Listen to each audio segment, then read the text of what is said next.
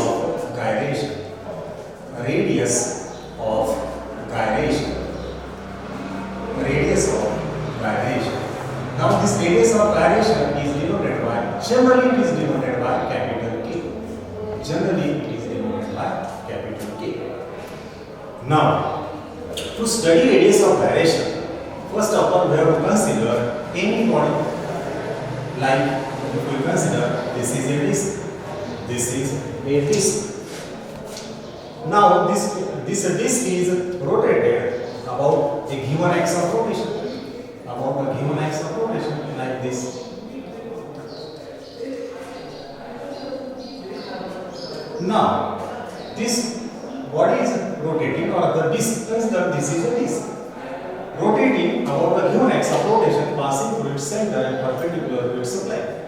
Now, moment of inertia, let the moment of inertia of this disc is r. Let the moment of inertia of this disc is r. Now, we are going to study about the radius of gyration, that is K. Consider the disc. Now, this is a disc. Now, let the moment of inertia of the disc is I. So, this capital I is the moment of inertia. Now, consider this disc supposed to be concentrated at a single point. So, consider this is a point mass. Consider this is a point mass. This is a point mass. Mass is denoted by m. Here, if we consider the disc, again the mass of the disc is m. So, same disc supposed to be concentrated at a single point. So mass is same, that is as that of m. Now, its distance from the axis of rotation is suppose k. This is the axis of rotation. About this axis of rotation, this point mass revolves. Now, this point mass m is at a distance k from the axis of rotation, means it is a particular length. So axis of rotation is nothing but a particular length, that is denoted by k. But important point is that moment of inertia of this point mass should be same as that of the moment of inertia of the disc. So we have to define the radius of gyration. Radius of gyration of a body is defined as the distance between axis of rotation, the distance between axis of rotation and the point at which whole mass of the body can be supposed to be concentrated so as to possess the same moment of inertia as that of the body. Means it is the perpendicular distance between axis of rotation and the point at which whole mass of the body can be supposed to be concentrated so as to possess the same moment of inertia as that of the body. If you split the definition in two parts, one is mass should be same. Second, mass is at a particular distance, perpendicular distance from the axis of rotation, so that moment of inertia of that point mass and this radius or this body should be same. So how we define radius of gyration? Radius of gyration of a body is defined as the distance, perpendicular distance between axis of rotation and the point at which whole mass of the body can be supposed to be concentrated so as to possess the same moment of inertia as that of the body. Now, so this moment of inertia can be written as I is equal to mk square. This is the formula, I is equal to mk square, where k is radius of gyration, I is moment of inertia, m is mass of the body. Equation can be written as k is equal to, this can be written as under root I upon em. So this is the equation for radius of gyration. Now we have to define certain important factors about radius of gyration. One is its SI unit. SI unit of radius of gyration is meter. CGS unit of radius of gyration is centimeter. Now, dimensions of radius of gyration is very simple. That is only L1, other things are 0, means L0. So, dimensions of radius of gyration K is equal to L1, M0, T0. Now, the importance of this radius of gyration K, when the radius of gyration is large and when the radius of gyration is small. So, radius of gyration is suppose small, then moment of inertia of that body is small. If radius of gyration is large, then moment of inertia is large. Or in other words, K explains the distribution of mass about the given axis of rotation. In short, if K is small, the mass of the body is closely distributed to the axis of rotation. And suppose this K is large, then mass of the body is widely distributed from the axis of rotation. Now, after that, the two important theorems that we have to study.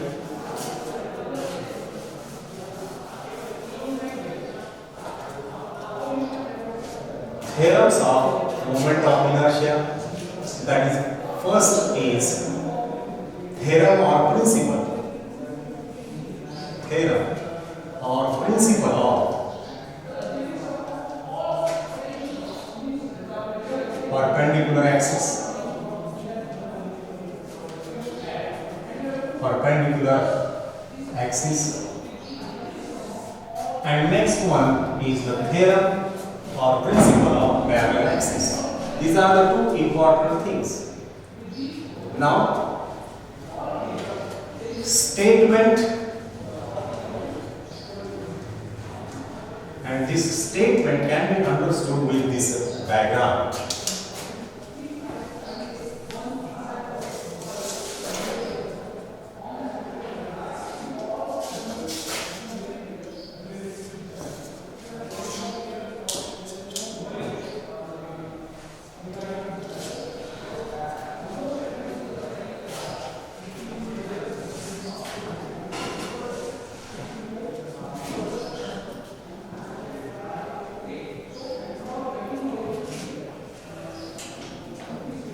Now, consider this is a thin sheet.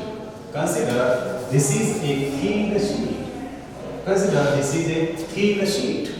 Now, again, draw the two axes, x and y, mutually perpendicular to this sheet. Means this is y-axis, means this is actually x-axis, and this is z-axis. But three-dimensionally, one can draw in this way. Moment of inertia of this lamina about x-axis is Ix. Moment of inertia of this thin sheet about y-axis is Iy. Moment of inertia of this axis about the z-axis is Iz. Now, these are two x and y, these are the two axes which are in the plane of the sheet and they are mutually perpendicular to each other. Third axis is perpendicular to the sheet and cuts with the point where these two axes are cut. It means these three axes are mutually perpendicular to each other. Now the statement is moment of inertia of a plane lamina about an axis passing through its any point, passing through a point and perpendicular to its plane, means moment of inertia of this plane lamina about this axis, about this z axis. So moment of inertia of the plane lamina about an axis perpendicular to its plane is equal to sum of its moment of inertia about the two mutually perpendicular axes in the plane of the lamina and intersecting at the point where the perpendicular axis cuts the lamina. Means mathematically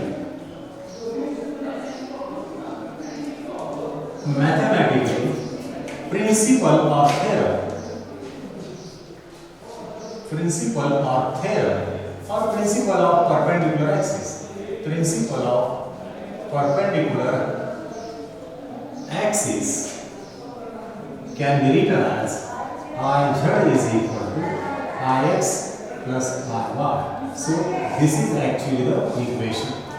There is a derivation, but that derivation is not necessary. So for exams, competitive exams are concerned, we should clear about the concept of the theorem, statement of the theorem, useful or application of theorem, equation of theorem.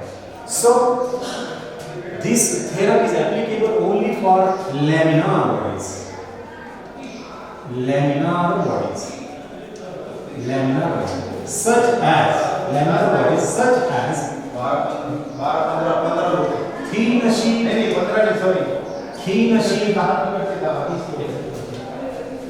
thin ring, or this, etc. Now, again I will repeat the statement of the theorem or principle of perpendicular axis. The moment of inertia of a plane lamina about an axis perpendicular to its plane is equal to sum of its moment of inertia about two mutually perpendicular axes in the plane of the lamina and intersecting at the point where the perpendicular axis cuts the lamina. So this is a very simple statement of principle of perpendicular axis.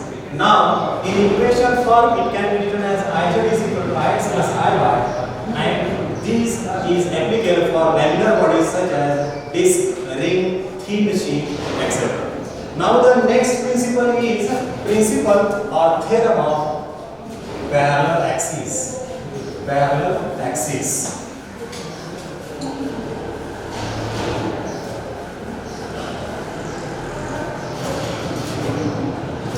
Again the same theorem or principle of parallel axis. Parallel axis. Statement.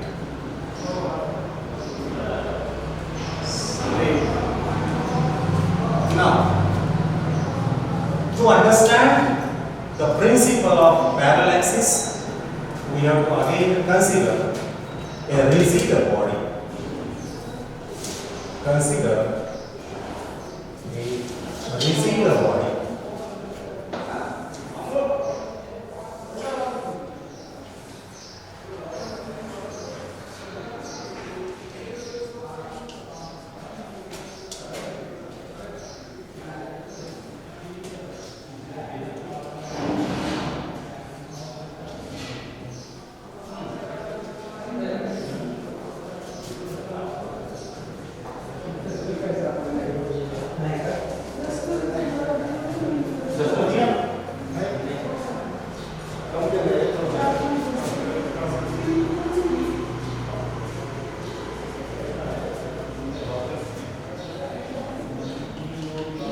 Now, the moment of inertia of any body, the moment of inertia of any body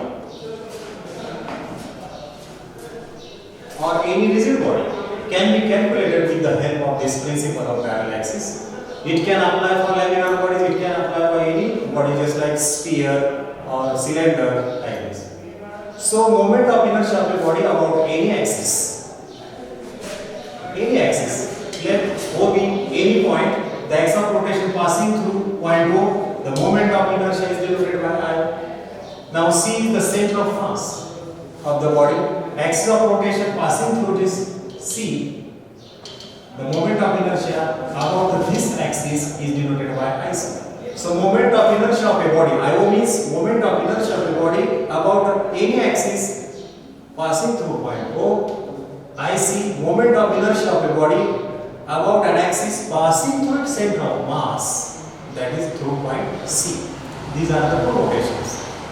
Now, distance between these two parallel axes, actually these are the two parallel axes, and distance between them is denoted by small r.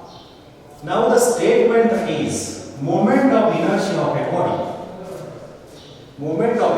a body about any axis is equal to sum of its moment of inertia about the parallel axis passing through its center of mass and product of mass of the body and square of the distance between two parallel axes. Again I will repeat.